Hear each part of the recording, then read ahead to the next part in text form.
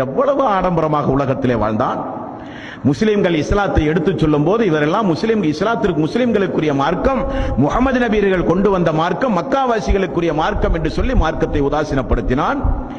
தமிழிலே திருக்குர்ஆன் வழங்கப்பட்டு திருக்குர்ஆன் படிக்க தூண்டும் பொழுதெல்லாம் முஸ்லிம்களுக்குரிய வேதம் என்று ஒதுக்கினான். மறுமையை சொல்லும் பொழுது கிண்டல் அடித்தான், கேலி செய்தான். முஸ்லிம்களை எள்ளி நகையாடினான். மார்க்கத்தை பற்றி பேசினால் முகம் சுளித்தான். எப்பொழுதும் வணக்க வழிபாட்டின் பக்கம் முஸ்லிம்கள் அழைத்தால் கேலி கிண்டல் செய்தான். மார்க்கத்தை ஒரு விளையாட்டாகவே நினைத்தான். அல்லாஹ் நெருப்பு காற்றை அவனுடைய கபரை நோக்கி வீசுங்கள், விஷக்காற்றை அவனுடைய கபரை நோக்கி வீசுங்கள். வைலையக்கு அலைஹி கபருஹு ஹத்தா தஹலிஃப ஃபீஹி அல்லாஹு. அடுத்து அல்லாஹ் ரப்பல் ஆலமீன் சொல்லுகிற கட்டளை, பூமிக்கு அல்லாஹ் உத்தரவிடுகிறான், அவனை நெருக்க அல்லாஹ் ரப்பல் ஆலமீன் உத்தரவிடுகிறான். ஒரு மனிதனுடைய விழா எலும்பு இனி ஒரு விழா எலும்புக்குள் இடம் மாறி விடுகிற அளவுக்கு பூமி நெருக்க